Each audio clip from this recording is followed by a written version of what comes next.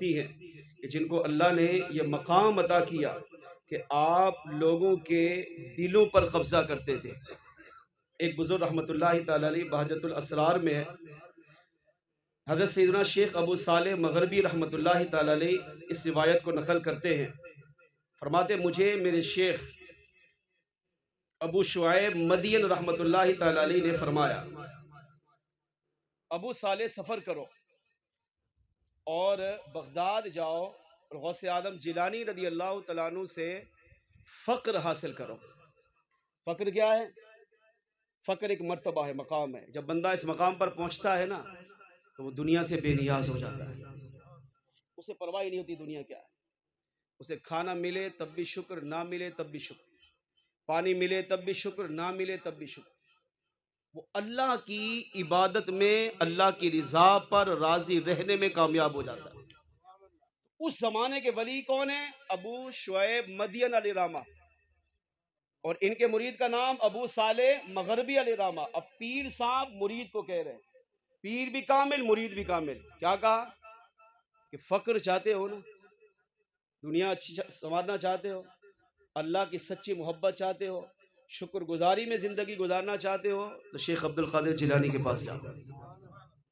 ابو صالح مغربی علیہ رحمہ فرماتے کہ میں غوث اعظم جیلانی رضی اللہ تعالیٰ عنہ کی بارگاہ میں حاضر ہوا، اور جب میں غوث پاک کی بارگاہ میں دیکھا نا تو غوث پاک کو جب میں نے دیکھا تو ان کی ہیبت، ان کا جلال کمال کا تھا۔ وہ کہتے اتنے جلالی ولی میں نے زندگی میں نہیں دیکھا۔ یہ غوث اعظم کی شان ہے، خدا کی قسم اتنے جلالی ولی تھے کہ عالم بھی اگر ان کے پاس آتا تھا نا وہ بھی ڈرتا تھا کہ کہیں ایسا نہ ہو میں ایسا جملہ بکوں کہ میرا علم ہی غوث اعظم چھین لیں، اور ولی ان کی بارگاہ میں آتا وہ بھی ڈرتا تھا کہ ایسا نہ ہو کہ مجھ سے کوئی ایسا کام صادر ہو جائے کہ جس سے غوث اعظم جیلانی مجھ سے ولایت ہی چھین لے۔ اتنے جلالی، جس طرح موسیٰ علیہ السلام جلالی نبی، تو اولیاء میں غوث اعظم جیلانی یہ جلالی ولی تھے۔ تو ابو صالح مغربی علیہ رحمہ کہتے ہیں کہ میں ڈرتے ڈرتے ڈرتے کانپتے کانپتے غوث اعظم کی بارگاہ میں حاضر ہوا، اور میں نے عرض کیا کہ مجھے اپنے مرشد ابو شعیب مدین علیہ رحمہ نے بھیجا ہے۔ آپ نے فرمایا کیوں آئے ہو؟ مرشد سے فیض حاصل کرو۔ کہا مرشد نے آپ کے بعد بھیجا ہے، اور مرشد چاہتے ہیں کہ آپ مجھے فقر دیں کہ فقر کیا ہے وہ مجھے سکھائے۔ غوث اعظم جیلانی رضی اللہ تعالیٰ عنہ نے ان کا ہاتھ پکڑا اور ایک کمرے میں لے گئے اور فرمایا 40 دن تک اس کمرے میں رہنا ہے، حاجت کے لیے باہر آؤ، کھانا کھانا ہے، پیشاب وضو کرنا ہے، باہر آ سکتے ہیں، اس کے علاوہ 24 گھنٹے آپ نے اس کمرے میں رہنا ہے۔ 40 دن گزرے غوث اعظم جیلانی، اب جس کو کہتے ہیں چلہ، میں نے 40 دن کا چلہ کاٹا، دن رات عبادت، دن میں روزہ رات کو عبادت، دن میں روزہ رات کو عبادت کرتے کرتے 40 دن پورے ہوئے۔ غوث اعظم جیلانی پھر تشریف لائے، فرمایا میری حالت دیکھی، فرمایا 40 دن اور چلہ کاٹو۔ میں نے 40 دن اس کمرے میں پھر چلہ کاٹا، دن میں روزہ رات کو عبادت، کبھی قیام میں کبھی رکوع میں کبھی سجدے میں۔ یہ ولی کو کیسے بناتا ہے۔ 40 دن گزرے، کتنے دن ہوئے؟ 80۔ غوث اعظم جیلانی پھر تشریف لائے، پھر میرا حال دیکھا، پھر فرمایا 40 دن اور چلہ کاٹو۔ فقر چاہیے نا میری بارگاہ سے، 40 دن پھر چلہ کاٹا، دن میں روزہ رات کو عبادت، پوری رات عبادت ہو رہی ہے۔ ہماری عبادتوں کو حال کیا ہے وہ سب جانتے ہیں۔ 120 دن گزرے، غوث اعظم جیلانی تشریف لائے، مجھے دیکھا، اب میری حالت غیر تھی، 120 دن سے ایک کمرے میں بند ہوں، حاجت کے علاوہ وہیں پر ہوں اور رب کی عبادت میں لگا ہوا ہوں۔ غوث اعظم جیلانی رضی اللہ تعالیٰ عنہ نے میرا ہاتھ پکڑا، مجھے کمرے سے باہر تشریف لائے، لے کر آئے، ارشاد فرمایا، اب غوث اعظم جیلانی رضی اللہ تعالیٰ عنہ نے قبلے کی طرف اشارہ کیا، فرمایا ابو صالح مغربی قبلے کی طرف دیکھو۔ تو آپ فرماتے ہیں کہ میں نے جب قبلے کی طرف دیکھا، غوث اعظم جیلانی نے فرمایا آنکھ بند کر، میں نے آنکھ بند کی، غوث اعظم جیلانی نے فرمایا آنکھ کھول، میں نے آنکھ کھولی، فرمایا قبلے کی طرف دیکھ کر بتا کیا ہے۔ ابو صالح مغربی کہتے ہیں اللہ کی قسم جب پہلے آنکھ کھلی تھی تو سامنے کچھ بھی نظر نہیں آ رہا تھا. جب غوث آدم جیلانی نے فرمایا آنکھ بند کر، میں نے آنکھ بند کی. فرمایا کھول، میں نے آنکھ کو کھولا. فرمایا میری آنکھ میں دیکھ. میں نے غوث آدم جیلانی کی آنکھ میں دیکھا. فرمایا اب قبلے کی طرف دیکھ. تو جب میں نے قبلے کی طرف دیکھا تو پوچھا کیا نظر آ رہا ہے؟ میں نے کہا یا شیخ اب مجھے اللہ کا پاکیزہ گھر کعبۃ اللہ میرے سامنے جھومتے ہوئے نظر آتے. بغداد میں کھڑے کھڑے کعبۃ اللہ کو میں نے اپنے سامنے ایسے دیکھا جیسے سچ مچ کعبہ میرے سامنے. سبحان اللہ. غوث آدم جیلانی رضی اللہ عنہ پر قربان. یہ ہے اللہ کے ولی کا دل پر قبضہ، اللہ کے ولی کا آنکھ پر قبضہ.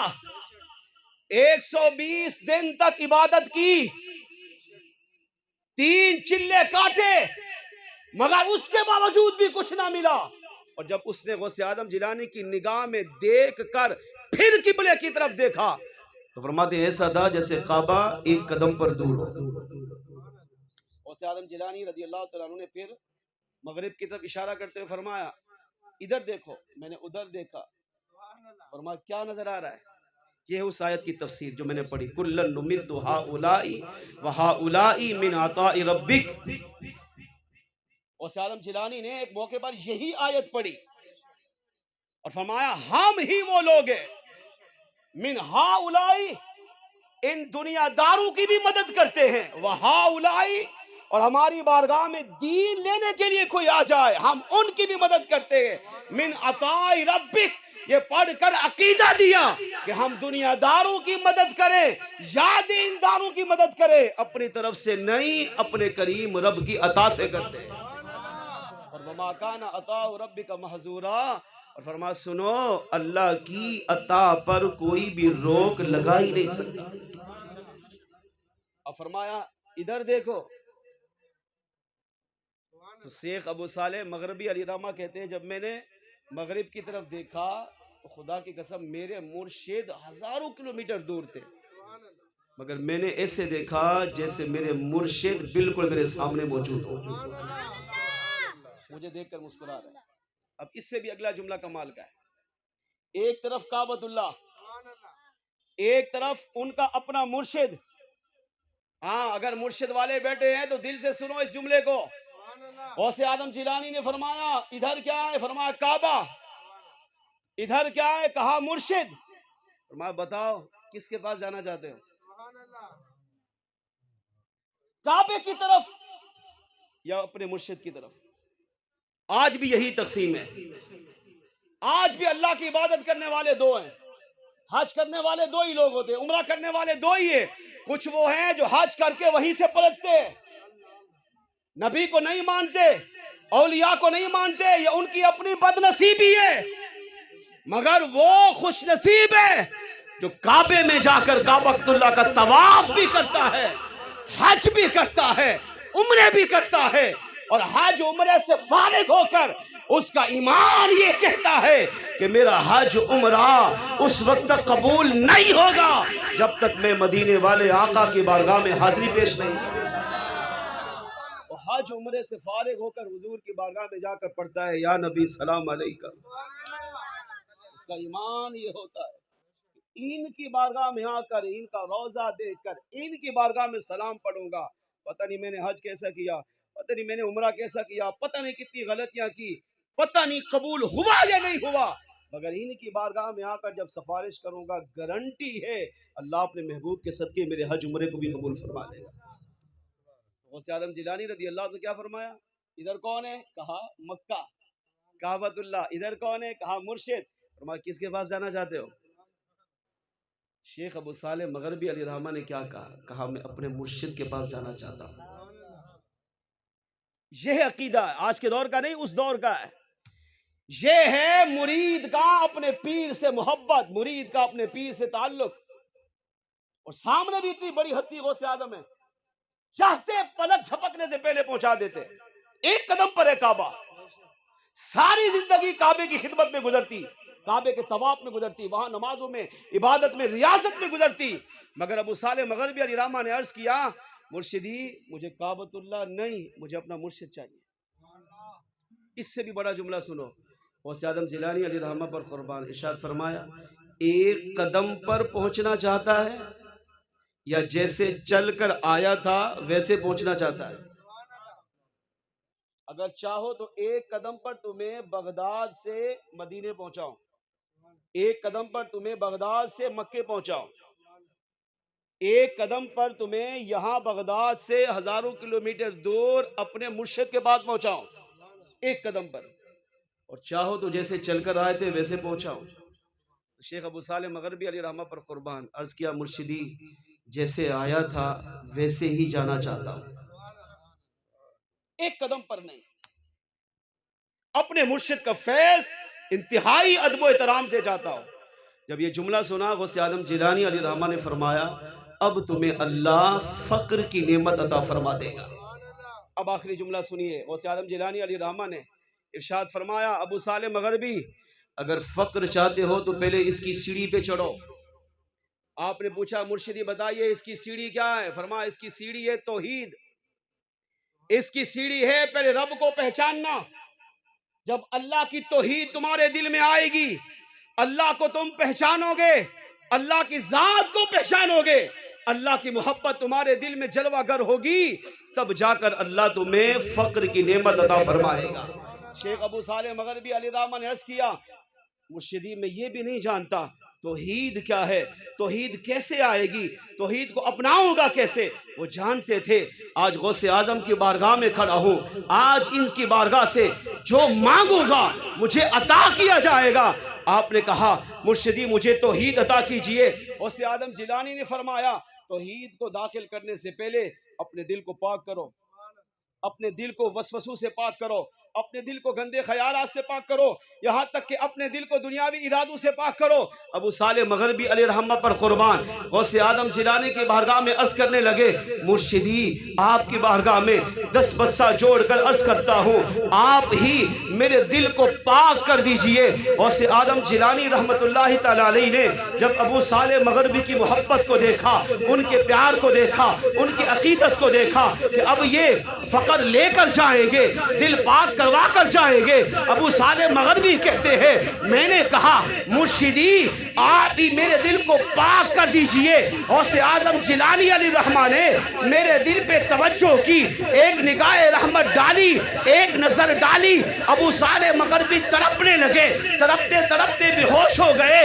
جب ہوش آیا ابو صالح مغربی کہتے ہیں اللہ کی قسم جس نے غوث اعظم جیلانی کو لوگوں کے دلوں پر قبضہ عطا کیا ہے، لوگوں کے دلوں پہ راج عطا کیا ہے، جب غوث اعظم کی نگاہ نہیں تھی میرے دل میں دنیا تھی، دنیا کے خیالات تھے، دنیا کے وسوسے تھے، لیکن جب غوث اعظم جیلانی نے میرے دل پر توجہ ڈالی میں بیدار ہوا، کہا اللہ کی قسم میرا دل دنیا سے ایسے پاک ہو چکا تھا جس طرح سورج طلوع ہو کر کائنات کو روشنی سے پاک کر دیتا ہے، جس طرح تاریک رات ہو انسان روشنی کے لیے ترس رہا ہو، ساری رات تاریکی میں گزارے، اب سورج چمکتا ہوا سورج نکلے ساری کائنات کو روشن کر دیتا ہے، انسان کی خوشی کی انتہا نہیں ہوتی۔